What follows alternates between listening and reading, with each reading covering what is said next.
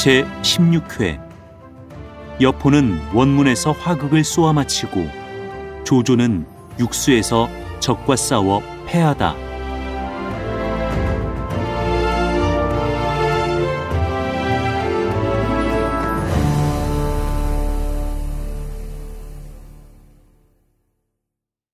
이때 양 대장이 유비를 칠 계책이 있다고 해서 원술이 어떤 계책인가 하고 물으니 그는 이렇게 말했다.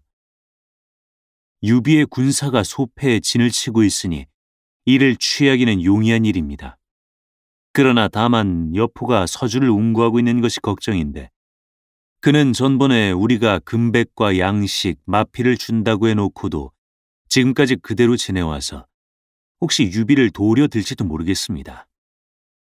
그러니 이번에 양식을 보내주시고 그와 마음을 맺어서 그가 군사를 움직이지만 않게 하면 유비를 곧 잡을 수 있습니다. 유비부터 잡아놓고 나서 다시 여포를 도모한다면 서주도 얻을 수 있사옵니다. 원술은 심히 기뻐서 즉시 조 20만 곡을 내고 한윤에게 밀세를 주어 여포에게 가보게 했다. 여포는 만족하여 한윤을 후히 대접했다. 한윤이 돌아가 원술에게 이 말을 해서 원술은 드디어 기령을 대장으로 삼고 뇌박과 진란을 부장으로 삼아 수만 대병을 줘 소패를 치게 했다. 현덕이 이 소식을 듣고 여러 사람을 모아 의논했다. 장비는 곧 나가서 싸우자고 주장하고 손건은 반대한다. 지금 우리 소패에 군량도 넉넉치 못하고 군사도 적으니 무슨 수로 대적해 보겠습니까? 아무래도 여포에게 글을 보내서 구원을 청하는 것이 좋겠습니다. 장비는 웬걸 그놈이 오겠소 하고 말했으나 현덕은 손건의 말이 옳아 하고 글을 써서 여포에게 보내니 그 사연은 대강 다음과 같다. 장군께서 염려해 주셔서 유비가 소패와 용신하고 지내니 그 은덕이 실로 태산 같사옵니다. 이번에 원술이 사사로운 원수를 갚으려고 기령에게 군사를 주어 본현을 내습하니 실로 존망이 조속에 달려 있어서 장군이 아니시고는 이 위급함을 능히 구할 사람이 없는지라 바라옵건대 일군을 보내시어 우리 도현의 급함을 구해주신다면 이만 다행히 다시 없을까 합니다. 그러를 보고 나자 여포는 진군과 더불어 의논했다. 전에 원술이 내게 양식을 보내고 또 밀서를 전하기는 대개 나더러 현덕을 구해주지 말라는 것인데 이제 현덕이 또 구원을 청해왔구려. 내 생각에는 현덕이 소패의 군사를 진치고 있다 해서 내게 해댈 일은 없을성 싶으나 만약에 원술이 유비를 삼키는 날에는 곧 북으로 태산에 있는 여러 장수와 손을 잡아 나를 도모하려 들 것이니 내 무슨 수로 잠을 편안히 자보겠소. 아무래도 현덕을 구해주는 이만 못할 것 같소. 여포는 이렇게 말하고 군사를 점거해 거느리고 나갔다. 한편 기령은 대군을 이끌고 패현 동남방에 이르러 영체를 세웠다. 낮에는 겹겹이 늘어선 전기로 산천이 다 가려지고 밤이면 횃불을 들고 북을 치니 천지가 진동하고 밤이 낮처럼 밝았다. 현덕은 성내에 군사라고 다만 5천여 명이 있을 뿐이었으나 하는 수 없이 그나마 거느리고 나와 진을 치고 영체를 세웠다. 그러자 후련 여포가 군사를 거느리고 소패에서 한 마장쯤 떨어진 곳으로 와서 서남방에 진을 쳤다는 보고가 들어왔다. 기령은 여포가 군사를 거느리고 유비를 구원하러 나온 것을 알자 급히 글어를 보내서 그 신이 없음을 책망했다. 여포는 웃으며 내게 원씨와 유씨 두 집에서 다들 나를 원망하게 할 좋은 도리가 있노라 하고 즉시 기령과 유비의 영체로 사자를 보내서 두 사람을 잔치에 청했다. 여포가 청한다는 말을 듣고 현덕이 곧 가보려고 하니 관우와 장비가 형님 가셔서는 안 됩니다. 아무래도 여포가 딴 생각을 품고 있는 것 같습니다 하고 만류했다. 그러나 현덕은 내가 그를 그다지 박하게 대하지 않았으니 그가 나를 해치진 않을 게다 하고 말을 타고 나섰다. 관우와 장비는 그를 따라갔다. 여포의 영체에 이르러 현덕이 안으로 들어가 여포를 만나보니 내 이번에 특히 공의 위급함을 풀어드리려고 하니 후일의 뜻을 얻거든 부디 잊지 마오 하고 말해서 현덕은 그에게 살해했다. 여포가 현덕을 자리로 청했다. 관우와 장비가 각기 칼을 안고 현덕의 등 뒤에가 모시고 서 있는데 문득 사람이 들어와서 기령이 왔다고 고한다. 현덕이 깜짝 놀라서 곧 몸을 피하려고 하니 여포가 내 특히 두 분을 청해 함께 의논하려고 그런 것이니 아무 의심 말고 앉아 계시오 하고 말했다. 현덕은 그의 속을 알 수 없어서 종시 불안했다. 이때 말에서 내려 영차 안으로 들어오던 기령은 뜻밖에도 현덕이 장상에 앉아있는 것을 보고 소스라치게 놀라 몸을 빼쳐서 도로 나가려 했다. 사람들이 붙잡았으나 듣지 않고 나가는 것을 여포가 쫓아가서 손을 잡아 끌며 마치 어린아이 다루듯 데리고 들어왔다. 장군은 이 기령을 죽이시려는 겁니까? 아니요. 그럼 저 귀 큰 놈을 죽이시려는 겁니까? 그도 아니요. 그럼 어떻게 하실 작정이신가요? 현덕으로 말하면 내 형제인데 이번에 장군한테 욕을 보게 되었다기에 내가 구원하러 온 것이오.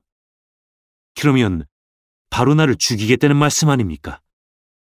어디 그럴 수가 있어. 나는 평생에 싸움을 좋아하지 않고 오직 화해 붙이기를 좋아하는 터라 이번에도 두 덱을 위해서 화해를 시켜드리려 하오. 대체 어떤 방법으로 화해를 붙이시렵니까? 내게 한 가지 방법이 있는데 그것은 천의에 맡겨서 결단을 받자는 것이오. 여포는 이렇게 말하고 기령을 끌고 장중으로 들어와서 현덕과 서로 보게 했다. 그러나 두 사람은 다 각기 의심을 품고 서로 경계했다. 여포는 기령을 좌편에 앉히고 현덕을 우편에 앉히고 자기는 한가운데 앉은 다음 연석을 배설하고 잔을 들게 했다.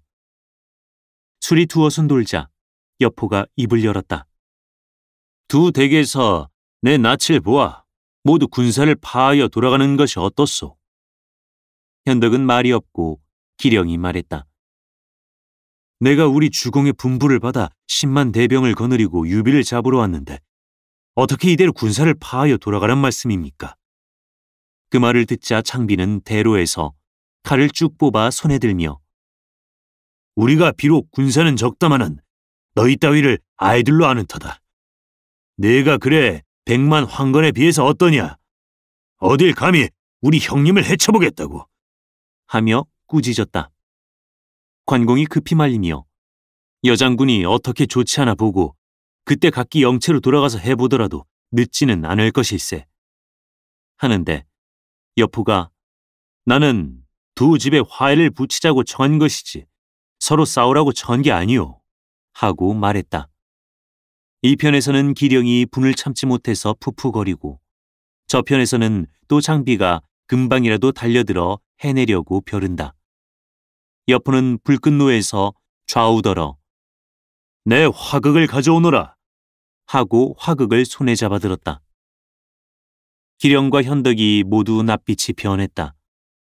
여포는 내가 두 덱의 화해를 권하는 것이 다 천명에 있는 일이오 하고 즉시 좌우에 화극을 갖다 원문 밖에 멀찍이 꽂아놓고 기령과 현덕을 돌아보며 말했다. 원문이 중군에서 거리가 150보요.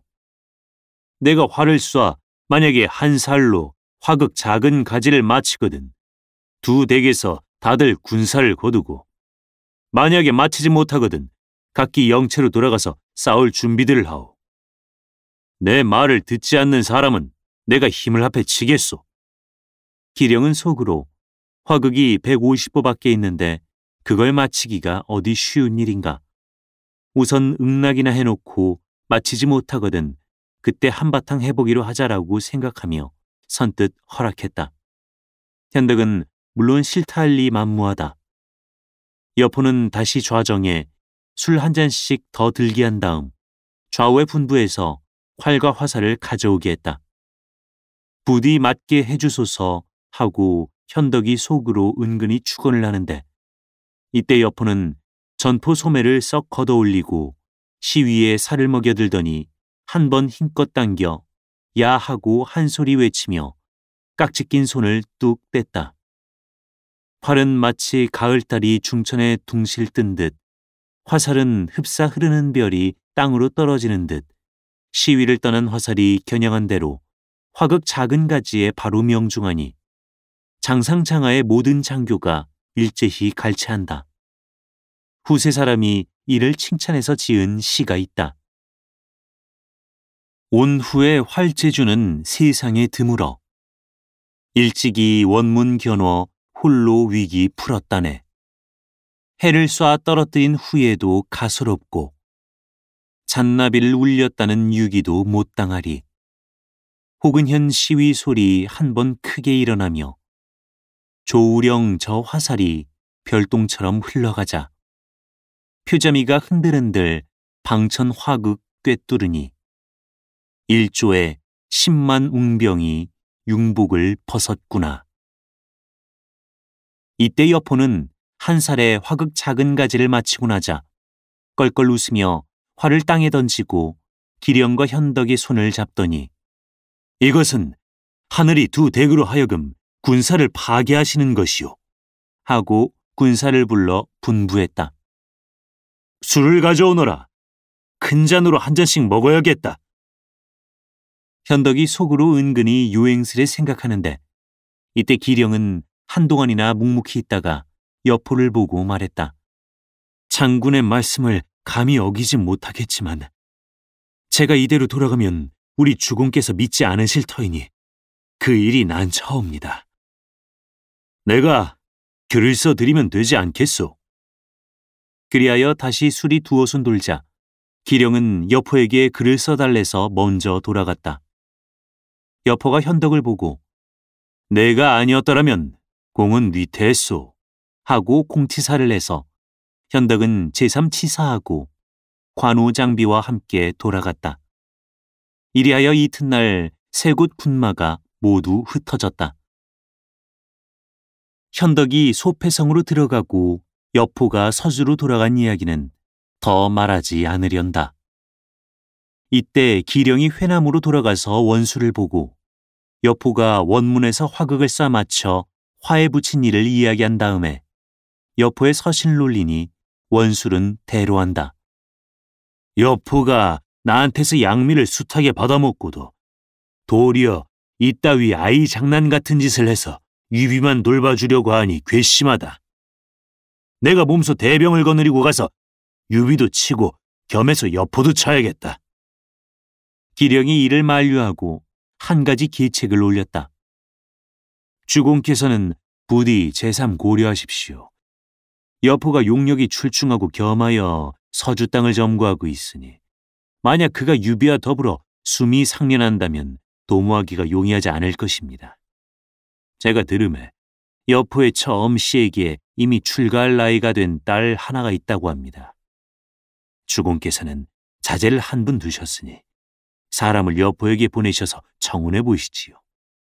그래서 여포가 제 딸을 주공께로 보내기만 되면 그때는 반드시 유비를 죽일 것이니 이것이 곧 소불 간친지계입니다. 원술은 그 말을 좇아서 즉시 한윤으로 중매를 삼아 예물을 가지고 서주로 청혼하게 했다. 한윤이 서주에 이르러 여포를 보고 저희 주공께서 장군을 앙모하시어 이번에 영예를 며느리로 삼으시고 길이 진진지의를 맺으려 하십니다 하고 말하니 여포는 안으로 들어가서 아내 엄씨와 이 일을 의논했다.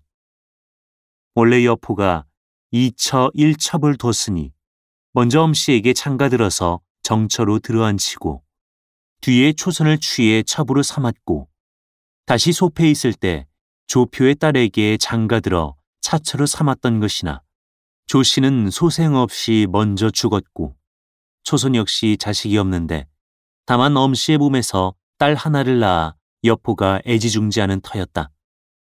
이날 엄씨가 여포를 대하여 말했다.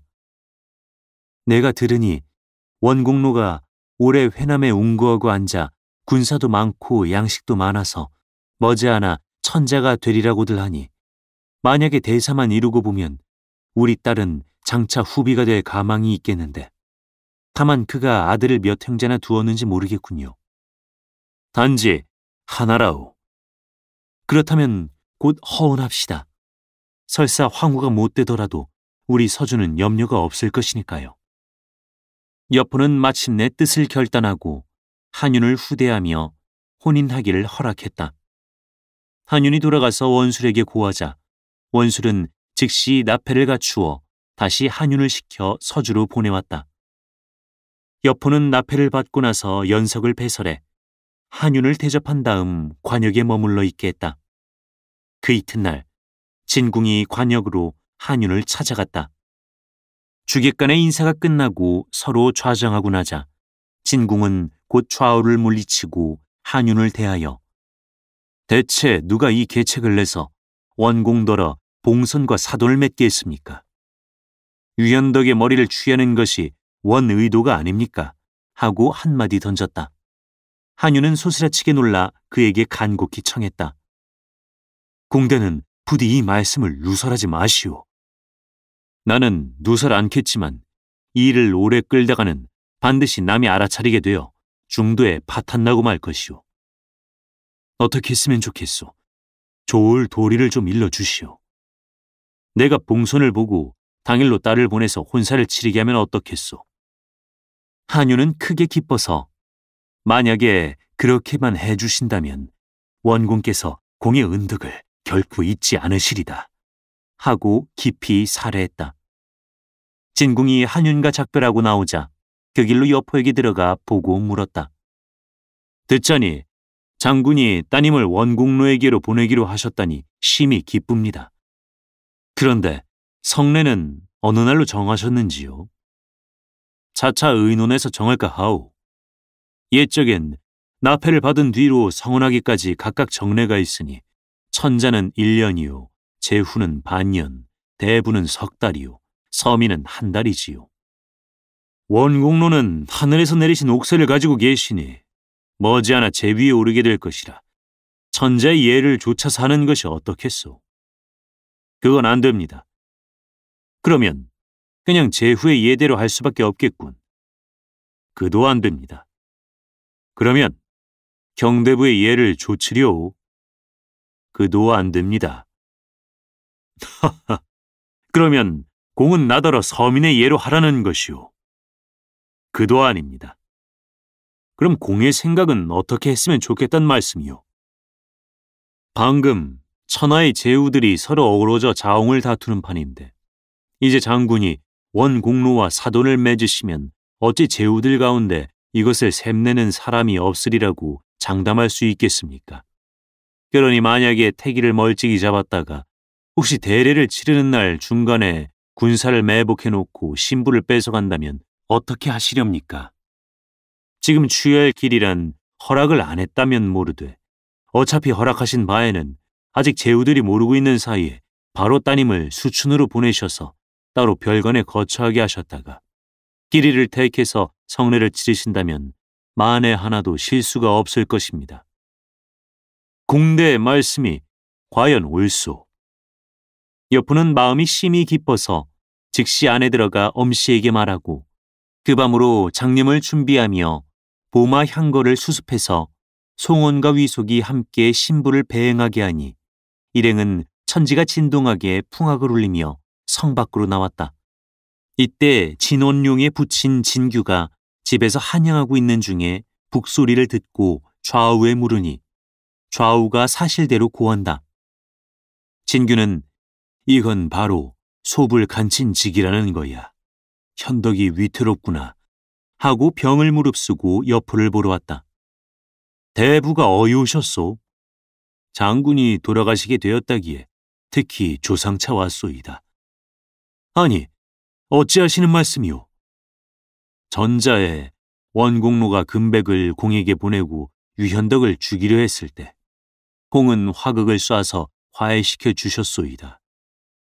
그런데 이번에 갑자기 공과 사돈을 맺자고 하니 그 속을 캐본다면 대개 공의 따님을 볼모로 잡아놓은 다음에 현덕을 치고 소패를 취하자는 것입니다. 소패가 망하면 서주가 위급합니다. 그뿐 아니라 제가 혹은 양식을 꿔달라 혹은 군사를 빌려달라 해서 공이 만약에 응하려 드신다면 그걸 무슨 수로 감당해내며 또한 남에게 애꿎이 원수만 맺게 될 것이오. 만약에 들어주지 않으신다면 사돈간의 의를 끊고 군사를 이쪽에 돌리게 될 것이외다. 더구나 내 듣건대 원술이 은근히 칭지할 마음을 품고 있다 하니 이는 모반이라. 만약 모반하고 보면 공은 바로 역적에 붙이라. 어떻게 천하에 용납되기를 바라리까. 여포는 깜짝 놀라 하마터면 진궁이 나를 그르칠 뻔했군 하고 급히 장유에게 분부해 군사를 거느리고 30리 밖까지 쫓아가서 딸을 찾아오게 했는데 한윤도 함께 잡아오게 해서 감금해놓고 원술에게는 사람을 보내서 전가라되 신부의 장념이 아직 미비해서 준비가 다 되는 대로 곧 보내마라고 했다. 진규는 또 여포더러 한윤을 묶어서 허도로 보내라고 권했다. 그러나 여포는 마음에 결단하지 못하고 미뤄두었다. 그로써 좀 있으려니 호련 사람이 고해왔다. 현덕이 소패에서 군사를 뽑고 말을 사들이고 하니 무슨 뜻인지를 모르겠소이다. 그야 장수된 자가 마땅히 해야 할 본분인데 괴이할 것이 무엇이냐. 여포가 이렇듯이 말하고 있는 중에 송원과 위속이 들어와서 여포에게 고했다.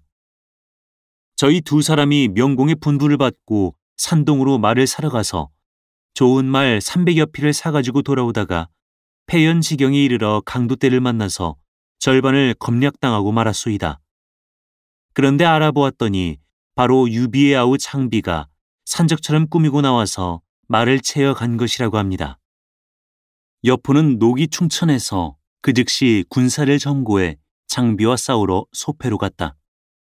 현덕은 이 소식을 듣자 크게 놀라서 황망히 군사를 거느리고 나서 맞았다.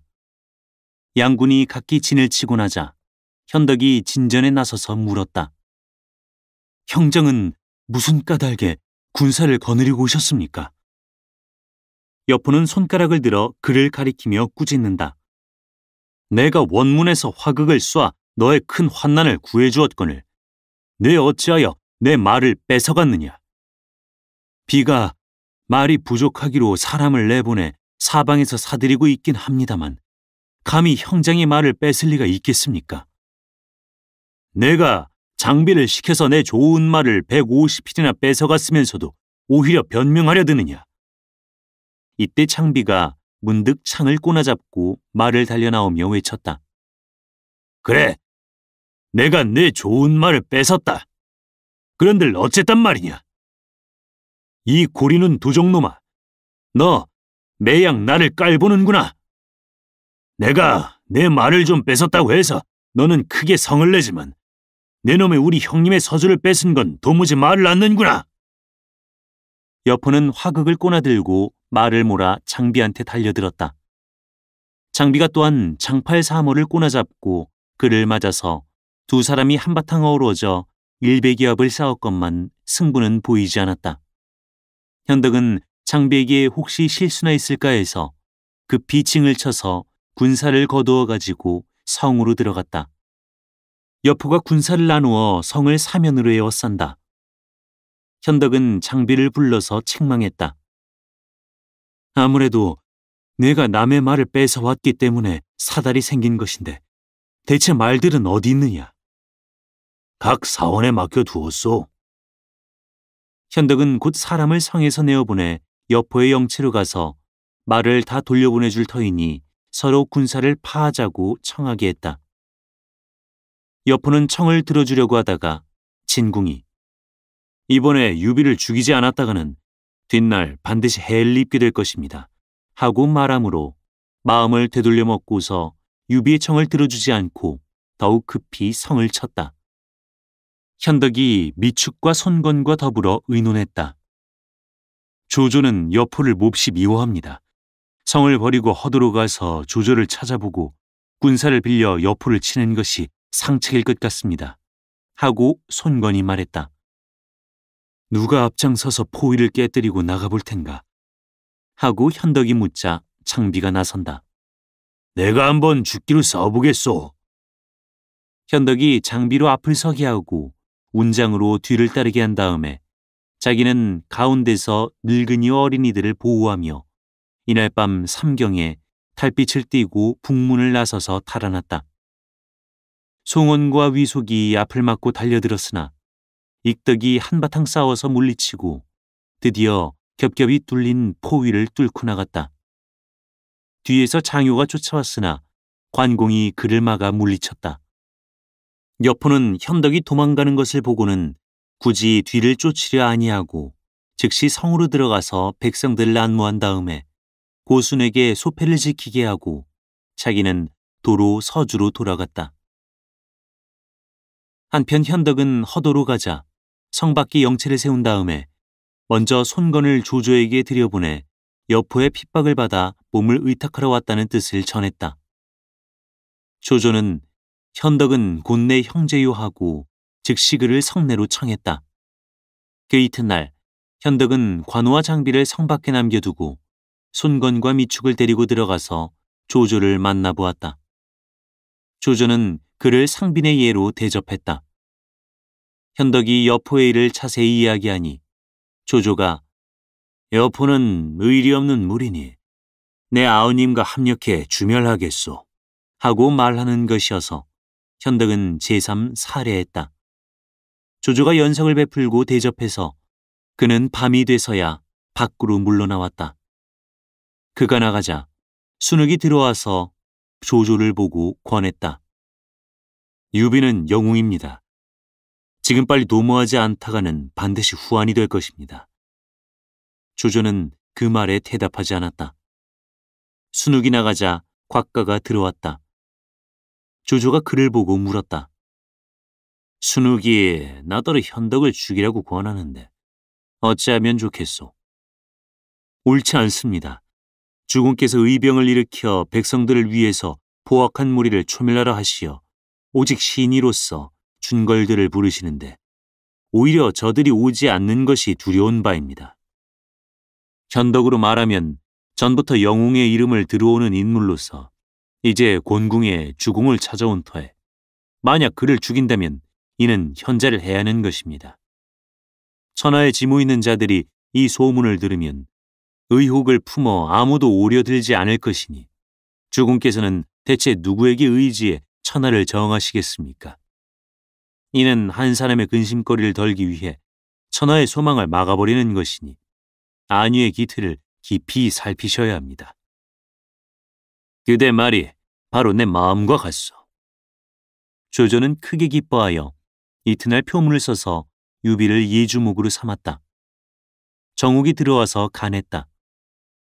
유비는 종시 남의 아래에 있을 사람이 아니니 일찍이 도모하시는 것이 좋습니다.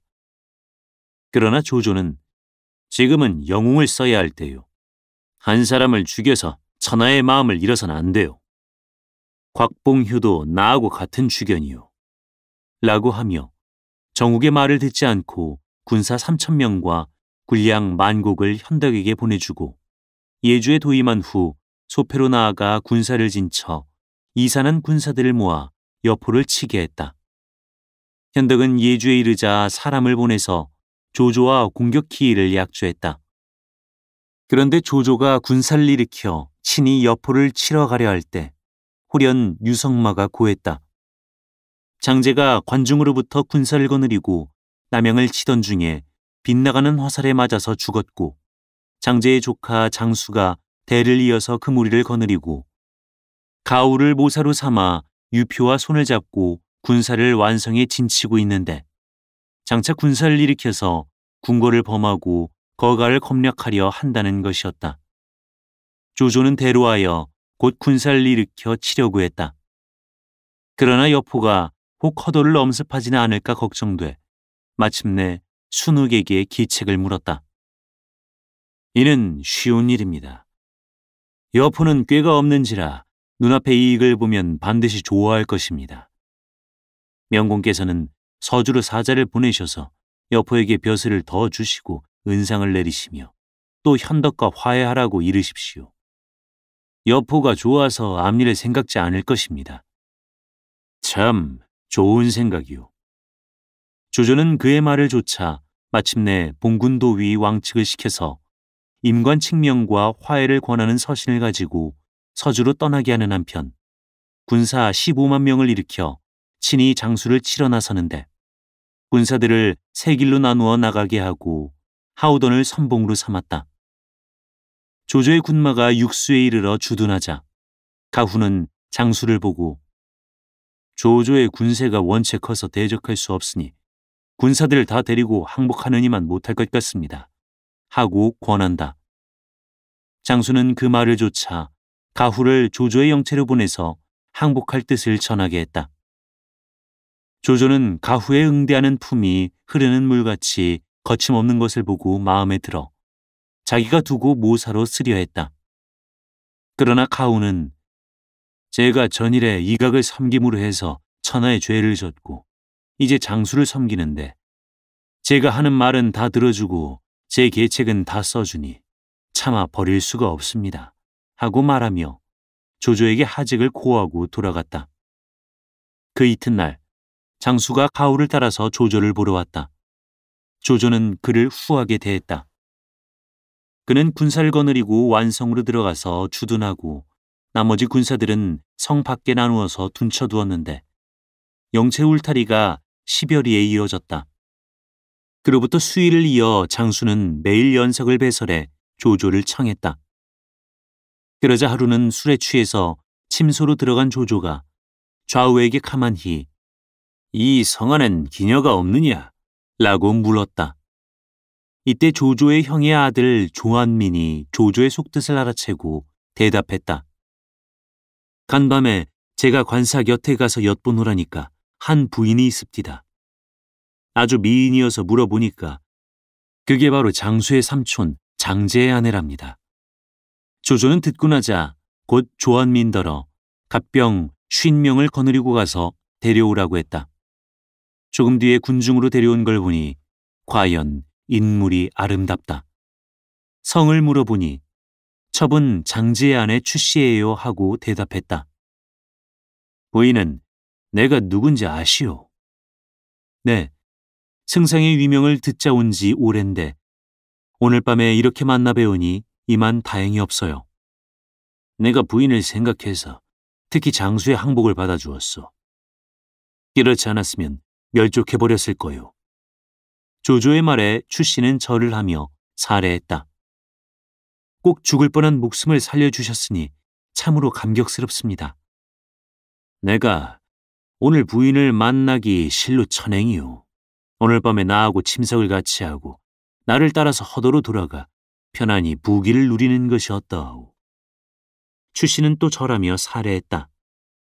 이날 밤에 두 사람이 장중에서 함께 자는데 추씨가 이대로 오래 성중에 머물러 있다가는 필시 장수도 의심을 하게 될 뿐더러 또한 남들의 뒷공론이 두렵군요 하고 말해서 조조는 내일 부인과 함께 영체로 나가서 지내기로 하겠소 하고 이튿날 성 밖으로 처소를 옮기고 전의를 불러서 본진 밖에서 수기하되 다른 사람은 부르기 전에 일체에 들어오지 못하게 엄명을 내렸다. 이로 인해서 안팎이 서로 통하지 못하게 돼버렸는데 조조는 매일 추씨와 더불어 온갖 재미를 다 보면서 조금도 돌아갈 생각을 않고 있었다. 이때 장수의 집 하인이 가만히 이것을 장수에게 알려주었다. 장수가 크게 노해서 조조 도적놈이 나를 이처럼 욕주다니 하고 곧 가후를 청해 의논했다. 가후가 이 일은 누선해서는 안 됩니다. 내일 조조가 장중에 나와 이를 의논할 때 이러저러 하는 것이 좋겠습니다. 하고 계책을 일러준다. 이튿날 조조가 장중에 나와 좌정하자 장수는 들어가서 이번에 항복한 군사들 가운데 도망하는 자들이 많으므로 중군 옆에 옮겨두었으면 좋겠습니다. 하고 말했다. 조조가 이를 허락해서 장수는 수하 군사들을 옮겨 네 영체로 나누어 놓고 기일을 정해 거사하기로 했다. 그러나 다만 전의의 용맹이 두려워서 조련이 접근할 수가 없었다. 장수는 편장 호거아와 의논했다. 이 호거아란 사람은 힘이 세어 능히 500근을 지고 하루에 700리를 가니 역시 이인이었다. 전의가 무섭다는 것이 단지 쌍철극을 쓰기 때문입니다. 주공은 내일 그를 청해 술을 만취하게 먹여 돌려보내시면 그때 제가 군사들 틈에 섞여서 장방으로 몰래 들어가 먼저 철극을 훔쳐내겠습니다. 그래만 놓으면 이 사람도 무서울 것이 없습니다. 호거아가 이렇게 계책을 올려서 장수는 심히 기뻐하며 미리 궁전과 갑병을 준비해놓고 가경체에 두루 알리게 했다. 이래놓고 나서 장수는 가후를 시켜 깍듯이 전의를 영체로 청해 은근히 술 대접을 했다. 전의는 어두워서야 술에 취해 돌아갔는데 이때 호거아는 여러 사람 틈에 끼어서 바로 본진 안으로 들어갔다. 이날 밤에 조조는 장중에서 추씨와 술을 마시고 있으려니 호련 장막 밖에서 사람들의 말소리와 말 우는 소리가 들리므로 사람을 내보내서 알아보게 했더니 장수의 군사가 야순을 돌고 있답니다 라고 하기에 조조는 조금도 의심하지 않았다. 이경이 거의 되었을 때 문득 영체 안에서 고함 소리가 일어나며 마초 실은 수레에서 불이 났다고 고한다. 군사들이 잘못해서 불을 낸 것이니 그만한 일에 놀라지들 말라고 일러라 하고 앉았는데 뒤미처 사면에서 불이 일어나므로 조조는 그제야 당황해서 급히 전의를 불렀다. 전의는 한창 술에 취해서 자고 있는 판인데 문득 꿈결에 징소리, 북소리, 고함소리가 요란하게 들려와서 벌떡 자리에서 뛰어 일어났으나 아무리 찾아봐도 쌍철극이 보이지 않는다. 이때 적병은 이미 원문 앞까지 들이닥쳤다. 전의는 급히 보졸이 차고 있는 칼을 뽑아 손에 들었다. 무수한 군마가 저마다 장창을 뻗쳐들고 원문으로 해서 대체 안으로 뒤쳐들어오고 있었다. 전의는 힘을 다해 마주 달려나가며 연달아 10여 명을 찍어 넘어뜨렸다. 기병을 겨우 물리치자 보병이 또 닥쳐드는데 양편의 창들이 갈대숲같이 늘어섰다. 전의는 갑옷도 입지 않았고 전신에 수십 군데나 창을 맞았건만 죽기로 싸웠다. 칼이 온통 이가 빠져서 쓸 수가 없게 되자 전의는 칼을 내동댕이 치고 한 손에 하나씩 군사 둘을 손에 움켜쥐고 나서서 적을 막는데 8, 9명을 쳐 죽이니 적군이 감히 얼씬 대들지 못하고 다만 멀찍이서 활을 소낙비 쏘듯 퍼붓는다. 그래도 전의는 결사를 각오하고 채문을 막고 있었는데 어찌하랴 적군이 이미 영체 뒤로 쳐들어와서 내지르는 창에 등을 찔렸다. 전의는 큰 소리로 두세 마디 부르짖고는 땅에 흥건하게 피를 흘리고 마침내 죽었다. 그러나 그가 죽은 지 한동안이 지나도록 한 사람도 감히 앞문으로 들어오는 자가 없었다. 한편 조조는 전의가 채문을 막고 있는 사이에 영체 뒤로 해서 말을 타고 도망하는데 조한민만 걸어서 뒤를 따를 뿐이었다. 조조는 오른팔에 화살 하나를 맞고 말도 3군데나 화살을 맞았지만 원체 그 말이 대환 땅의 양마라 상처를 입어 아프니까 뛰는 것이 더 빨랐다. 달리고 달려 거의 육수 강변에 이르렀을 때 적병이 쫓아와서 조한민을 어지러이 찍어 죽였다. 조조는 급히 말을 몰아 물결을 헤치고 강을 건넜다. 간신히 언덕에 오르자 적병이 쏜 화살이 바로 말의 눈에 들어맞아서 말이 털썩 땅에 쓰러지며 죽었다. 이때 조조의 맏아들 조항이 즉시 제가 타고 있던 말을 받쳐서 조조는 그 말을 타 급히 탈환하고 조항은 도리어 난전에 맞아 죽었다. 조조는 마침내 적의 추격에서 벗어나고 길에서 여러 장수를 만나서 남은 군사들을 수습했다. 이때 하후돈이 거느리는 청주병들이 승세를 타고 촌으로 들어가서 민가를 약탈했다. 평로교위 우금이 이것을 보자 곧 본부병을 지휘해 길에서 그들을 잡아 죽이고 촌민들을 안무했다. 청주병들은 도망쳐 돌아가자 조조를 보고 땅에 엎드려 울면서 우금이 모반에서 청주 군마를 죽였다고 고했다. 조조는 크게 놀랐다. 조금 있다 하후돈, 허저, 이전, 악진이 모두 당도하자 곧 우금이 모반하니 군사를 정돈해서 막도록 하라고 분부했다. 이때 우금은 조조 등이 모두 당도한 것을 보자 군사를 지휘해 사수들을 진해 모서리들에 배치하고 참호를 파고 영체를 세웠다. 누가 있다가 청주병들이 장군께서 모반했다고들 말해 승상께서 오셨는데 왜 변명하지는 않으시고 영체부터 세우십니까? 하고 말했으나 우금은 적의 추병이 뒤에 있어 불시에 곧 들이닥칠 형편인데 만약에 준비해두지 않는다면 무엇으로 적을 막겠느냐. 변명하는 것은 작은 일이요 적을 물리치는 것은 큰 일이다라고 대답했다. 막 영체를 다 세우고 났을 때 장수의 군사가 두 길로 나뉘어 쳐들어왔다. 우금이 앞장서서 영체에서 나가 적을 맞으니 장수가 급히 군사를 뒤로 물린다. 좌우의 여러 장수는 우금이 앞으로 나가는 것을 보고 저마다 군사를 거느리고 내달아 쳤다. 장수의 군사는 대패하고 조조의 군사는 그 뒤를 몰아치며 100여리나 쫓아갔다. 장수는 아주 군경에 빠져 마침내 패병을 거느리고 유표에게로 가버렸다. 조조가 군사를 거두고 장수들을 점거할 때 우금이 들어와서 청주병이 함부로 노략질해서 백성들의 원망이 대단하기에 제가 죽였습니다 하고 자세히 이야기했다. 조조가 물었다. 내게 그런 얘기를 안 하고 먼저 영체부터 세운 것은 무슨 까닭인가? 우금이 앞서 말한 대로 대답했다. 장군이 총망 중에도 능히 군사를 정돈해 방비를 든든히 하고 남이야 나를 비방하건 말건 수고를 아끼지 않고 마침내 패전을 승전으로 돌려놓았으니 비록 옛날의 명장이라 할지라도 어찌 이보다 더하겠소. 조조는 그에게 금기 한 쌍을 내리고 익수정후로 봉하고 군사를 엄하게 다스리지 못한 하우돈을 책망했다. 그리고 조조는 다시 제물을 차려서 전위의 제사를 지내주는데 울면서 영전에 잔을 올린 다음 여러 장수를 돌아보고 말했다. 내가 큰아들과 조카 아이를 잃었어도 그다지 애통하지 않으나 유독 전의를 위해서 이렇듯 통곡하게 되는구려. 여러 사람이 다 감탄했다. 조조는 그 이튿날 영을 내려 회군했다. 조조가 허도로 회군한 이야기는 더 말하지 않겠다. 왕측은 조서를 받들고 서주로 갔다. 여포는 그를 부중으로 영접해드렸다. 여포가 조서를 펼쳐보니 자기를 봉해서 평동 장군으로 삼고 특히 인수를 내린다고 한다. 왕측은 다시 조조의 사신을 내어줬다.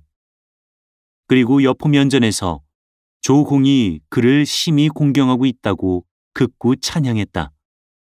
여포가 듣고 크게 기뻐하는데 호련 원술에게서 사람이 왔다고 고한다. 여포가 곧 불러들여서 물어보니 사자는 원궁께서 이번에 황제 자리에 오르시고 동궁을 세우게 되시므로 동궁비를 회남으로 보내주십사 재촉하러 왔습니다라고 말했다. 여포는 대로한다. 반적이 어찌 감히 이럴 수가 있단 말이냐 하고 즉시 사자를 죽이고 한윤을 항쇠 족쇄를 채운 다음에 진등에게 사은하는 표물을 주어 한윤을 암령해 왕칙과 함께 허도로 올라가서 사은하게 하고 그와 아울러 조조에게 답서를 보내고 자신에게 서주묵을 제수해달라고 청했다. 조조는 여포가 원술과 파혼한 것을 알고 크게 기뻐하며 한윤을 거리에 내어 뵀다. 진등이 조조를 보고 말했다. 여포는 실랑 같은 무리이옵니다. 용맹하나 꾀가 없고 거취를 경솔히하니 일찍 도모하시는 것이 좋겠습니다. 나도 여포의 위인이 탐욕스럽고 흉포해서 오래 두고 기르기가 어려운 줄을 전부터 알고 있소. 그러나 공들 부자분이 아니고는 그 실정을 알아낼 길이 없으니 공은 부디 나를 위해서 힘써주오. 승상께서 만약 군사만 일으키시면 제가 마땅히 내응해 드리오리다. 조조는 기뻐서 진규에게 복록 중 200석을 주고 진등을 광릉 태수로 삼았다. 진등이 하직을 고하자 조조는 그의 손을 잡고 말했다. 동쪽 일은 다 공에게 부탁하오. 진등이 머리를 끄덕여 응낙하고 서주로 들어와서 여포를 만나니 여포가 일이 어찌 되었느냐고 묻는다. 우리 가치는 녹을 받으시고 나는 태수가 되었습니다. 진등이 이렇게 대답하자 여포가 대로하여 내가 내 앞으로 서주목은 구해주려 하지 않고 그래 너희들만 장록을 얻어 가졌단 말이냐. 너희 아버지가 나더러 조공과 손을 잡고 공로하는 파오나라 했는데 이제 내가 구하는 것은 종래 하나도 얻지 못하고 너희 부자만 모두 높은 지위에 올랐으니 너희 부자가 나를 판 게 아니고 무엇이냐 하며 칼을 뽑아들고 그의 목을 치려고 했다. 진등은 껄껄 웃고 말했다. 장군은 어찌하여 사리에 그리 박지 못합니까? 내가 어째서 박지 못하단 말이냐? 내가 조공을 보고서 장군을 기르는 것이 흡사 범을 기르는 것 같아서 늘 배가 부르게 먹여 놓아야지 배를 채워주지 않으면 사람을 묵니다라고 했더니 조공이 웃으며 공의 말은 당치 않소. 나는 온후 대하기를 매 기르듯 하오. 여우와 토끼가 아직 없어지지 않았는데 어떻게 매를 배불리 먹인단 말이오. 매란 줄이면 쓸모가 있지만 배가 부르면 날아가 버리는 것이오 하고 말하길래 제가 대체 누가 여우와 토끼입니까? 하고 물었더니 공의 말이 회남의 원술, 강동의 손책, 기주의 원소, 형주의 유표, 익주의 유장, 한중의 장로가 다 여우 토끼가 아니오 라고 합니다. 듣고 나자 여포는 칼을 내던지고 웃었다. 조공이 과연 나를 아는군. 이렇듯 이야기하고 있을 때 호련 고하는 말이 원술이 군사를 일으켜 서주를 치러 온다고 한다. 여포는 그 말을 듣고 낯빛이 변했다. 진진지휘를 맺으려다 5월이 되어 싸우는가. 혼인을 하자더니 군사를 끌고 들어오네. 필경, 뒷일이 어찌 되려는고. 다음 회를 보라. 사단법인 올제 제작, 낭독 공준호, 번역 연변인민출판 삼국지 번역팀.